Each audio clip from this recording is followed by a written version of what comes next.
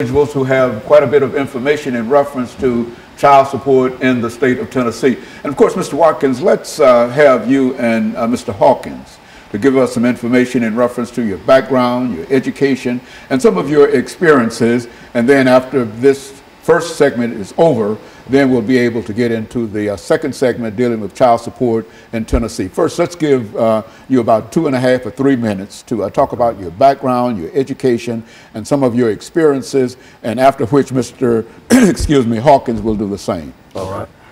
My name is JWatkins3. I'm a 44-year-old male. My background is I'm the president of the Dads Against Destruction. It's a program we try to help dads change their lives around to making better choices and decisions where they're going in life.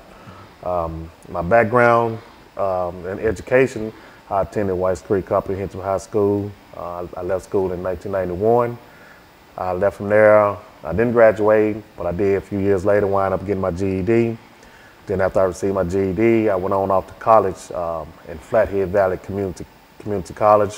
That's in Montana, Kalispell, Montana. So that's my education. And what I did with child support is I've been dealing with child support for over 20 years.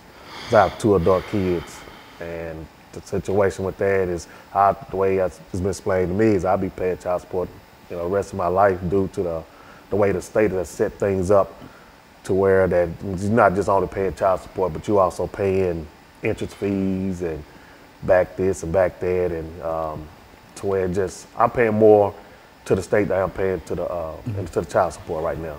And so in a real sense, what you're saying here, Mr. Hawkins, Mr. Watkins, is that the state of Tennessee has some issues dealing with child support that the two of you and Mr. Hawkins will be able to talk about. But first, let's get some information from you, Mr. Hawkins, Phil Hawkins, in reference to your background, education, and what really brought you to us this morning. Okay, good evening. I'd like to thank you for us being here.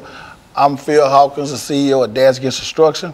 What brought us here is that it's time for us to stand up, man up, and get this out. A lot of men don't even want to work no more these days. So we out here now trying to advocate for the men, to get the men back in the household and get the system back. Right now, the system trying to raise our kids, and it can't happen like that.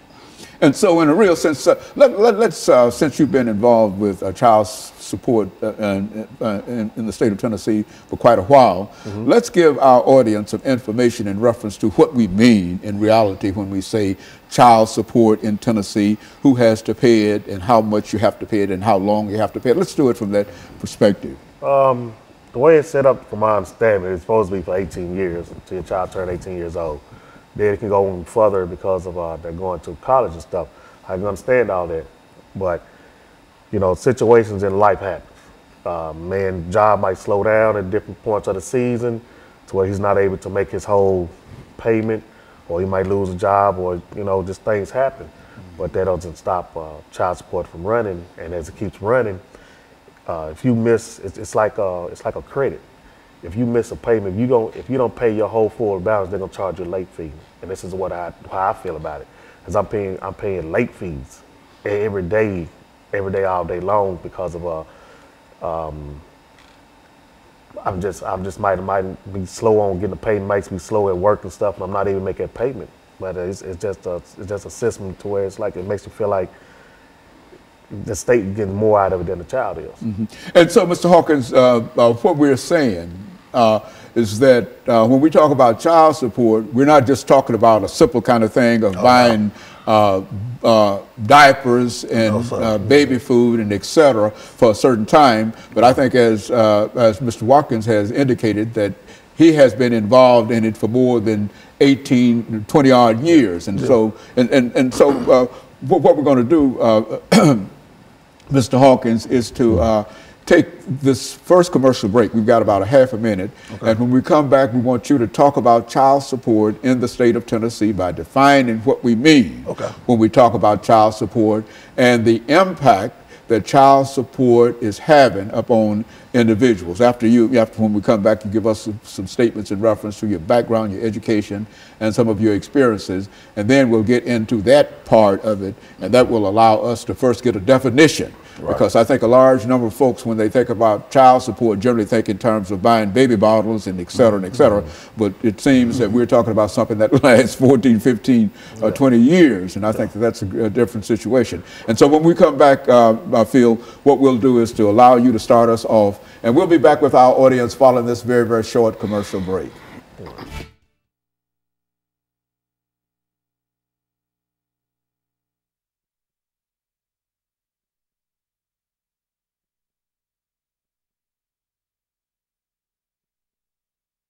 About child support in Tennessee. This is where you start, because you're going to have 4 minutes at least before you turn it over to him. You listen to what he's saying, and anything that you think that you might be able to elaborate upon or whatever, or to expand it or whatever. I'm learning something,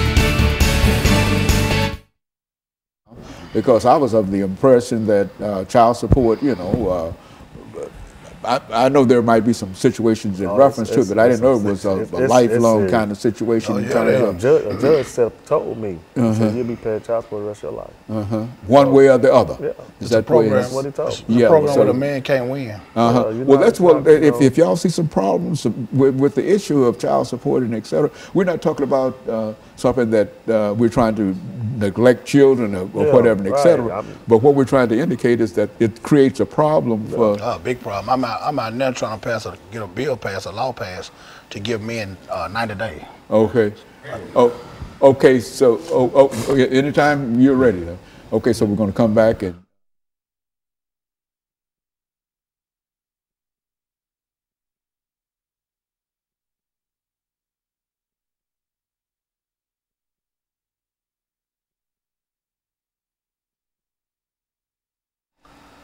Thank you and welcome back to the second segment of the show for today.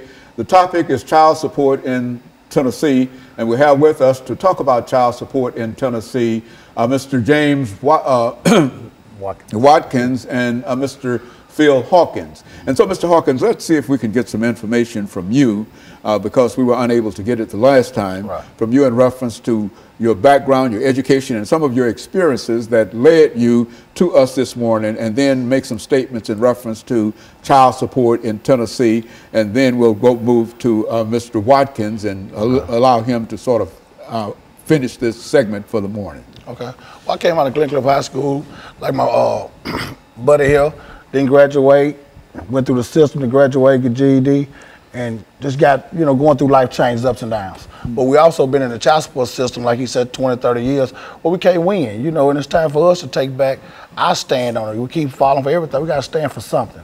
And this child support thing, it got to be, well, the average man these days don't even want to work a job.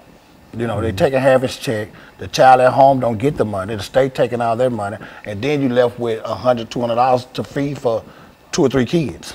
So that's what we man up. We're taking back our lives.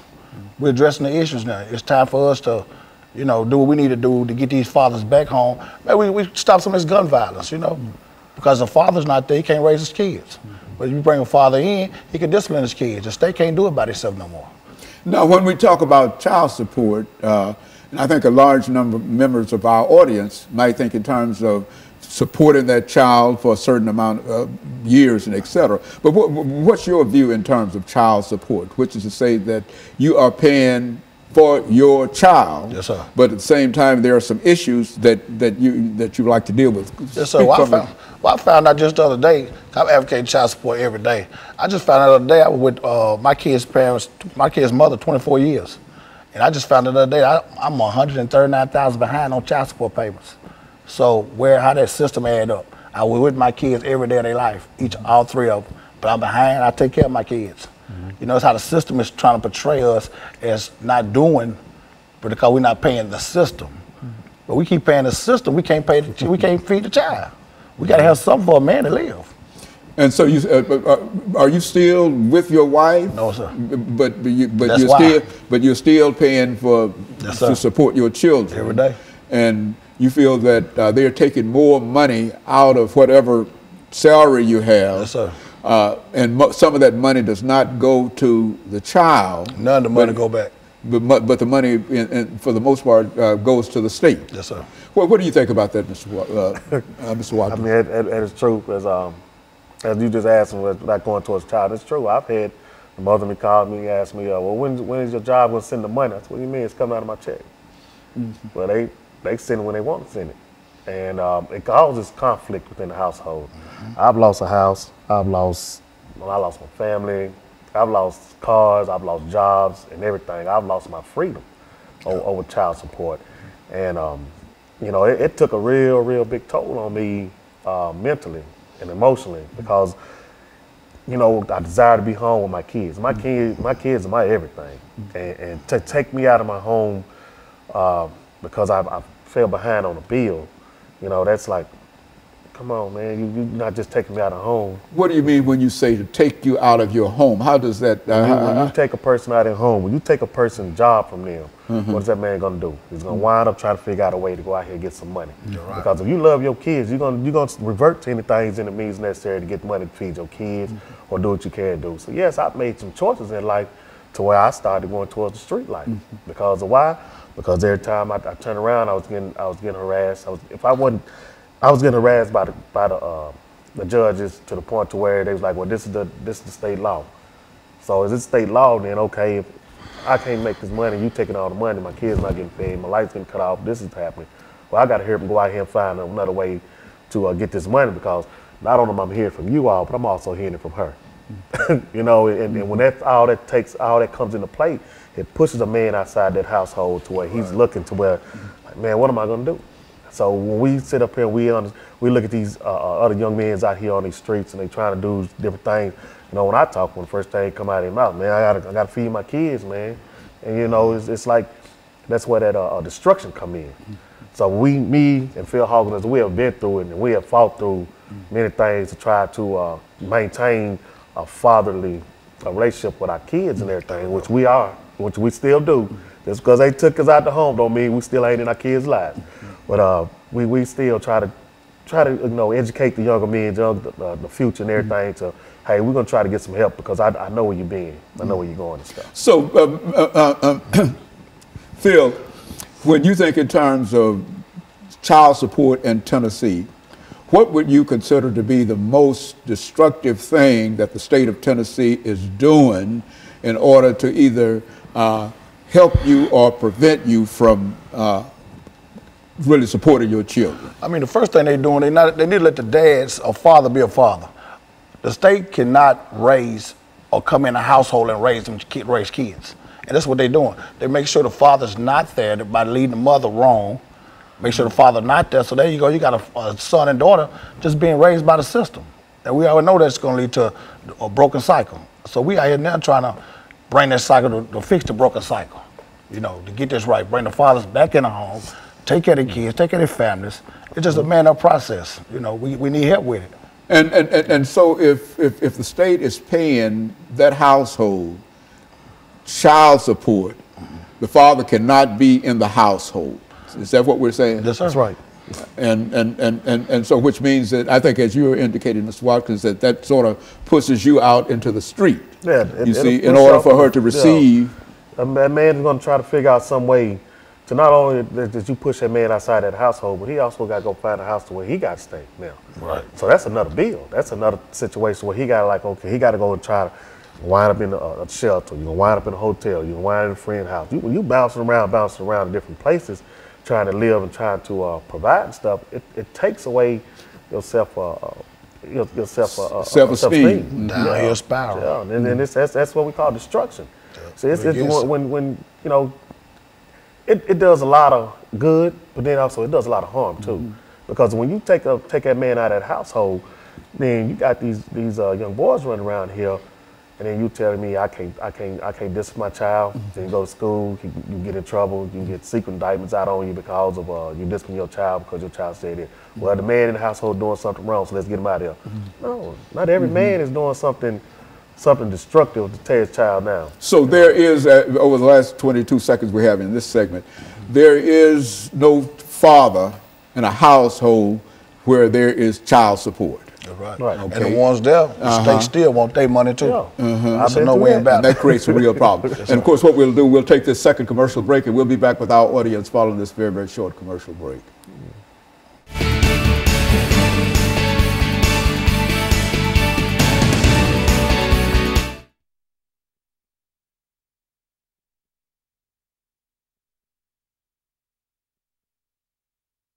whatever you want to say in reference to it, because I mean, a lot of folks don't seem to understand this. I mean, when we say that he has to pay child support, we only think in terms of whatever child support that comes in. But the state takes that money. Yeah. If you got a job, the state takes your money before you get your money. Yeah, child support is not just taking money from you. Child support is being in that child's life.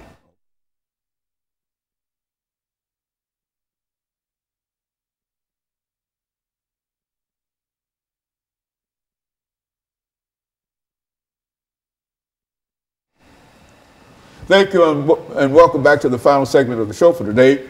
We're talking to Mr. Hawkins and Mr. Watkins in reference to child support in the state of Tennessee. And let's see, Phil, if we can pick up with you this morning, and to have you to talk to our audience this morning about some of the issues that you have to face if you have to pay child support, and how long that child support can be, and et cetera. And then you say as much as you wish to about it over the next 10 minutes. And then Mr. Watkins will end us for the day with some of his observations in reference to it. Let's do it from that perspective. Right now, child support, currently you got to pay child support as long as that child is attending high school or they go to college, you still got to pay child support. And which in terms of that, it hurts the father, it hurts the whole family. We're trying to keep families together. We keep unity in the family, the mom and dad not arguing, everybody having, getting along. The kids can be more productive going to school. They're not listening to argument all night. The dad and mom having, everything going all right. But with this child support how it is now, it's just too much chaos in the home. The father not making the money he's supposed to make. He better can take care of himself. Then the state taking half his check, so he coming home with a half a check to take care of this family of 3 and 4. So that leads them to a broken cycle of despair. I mean, alcoholism, drug addiction, all that, comes in a part of it, because the man get to the man, what can I do? I'm just out here, And we're just trying to change a lot of that. We got a program now. We're trying to do it 90 days. Get each father 90 days. No child support. 90 days to get themselves together. Get a job, get yourself together, stand up. And then the child support can start taking something out, work out a little modification program with the father. What you can still get a mother $100 a month. But that's a whole lot better than taking a man half a man check. It's giving a man some kind of hope that he can be productive, he can go home, he can buy his kids a decent pair of shoes, diapers or whatnot. But right now how they got it, we just losing battle. We have to reform this. And so, Mr. Watkins, there are a large number of men, not only African-American men, but specifically we're concerned about African-American men today in reference to what we're talking about here. But there are a large number of African-American men that get caught up in this system of child support. If they get a job, you're telling us, then whatever that pay is, the state intervenes and takes part of that money before he can get the. Is that what we're saying here? Yes. Talk about that. When a man goes to court, I've been in a court situation where a judge actually told me, I'm living in the household with my kids, the mother and everything, and asked me was I paying child support, and I said, yeah. I'm thinking they're going to say, okay, you in the household, so we're going to stop it. He asked the mother, was he helping? He told me, yeah. Turn around, the judge told me keep paying. That's just one of the situations. Another situation is when a woman can call, a man can get out of jail. After he done his 81 days, 82 days, he can get out of jail, and they'll give him a review date to go back to court. And in that review date, that woman has the ability to call the judge and say, I want to speed up the process. So if that man doesn't have a job within that time the judge has allowed, well, guess what? He's going off back to jail. So child support in the real sense has the ability to land folks almost immediately in jail, and then take half of the paycheck. And on top of that, not only that you go to jail, but you also still pay child support. Yeah, child support still accumulating. So it's a law, they say, and there's nothing. It doesn't stop. It just does not stop. Just because you sit up there doing 90 days, 80 days, 6 months, 8 months, it doesn't matter. You're still gonna keep paying. You're still gonna keep paying in one way or the other. While you sitting there in jail doing nothing, or you sit out here in the streets doing nothing, they still gonna want that money. Now the state done away with the father. What's going on with the kids at home then? You know, the father not here. What's going on with the kids? The son growing up, he watching the neighborhood drug dealer. The daughter growing up watching her brother with the money. She want a boyfriend with the money now. She got a broken cycle. Here she goes, she's in the projects, she's pregnant with a couple of kids. The cycle continues. We have to reform this child support. But like you said, the black man, we're in trouble. Yeah. We won't have a second generation. How things going now? We got too much going against us as it is. You know, we trying to stand up and man up. We going out here every day. We feeding the homeless. I mean, we buy our own personal money.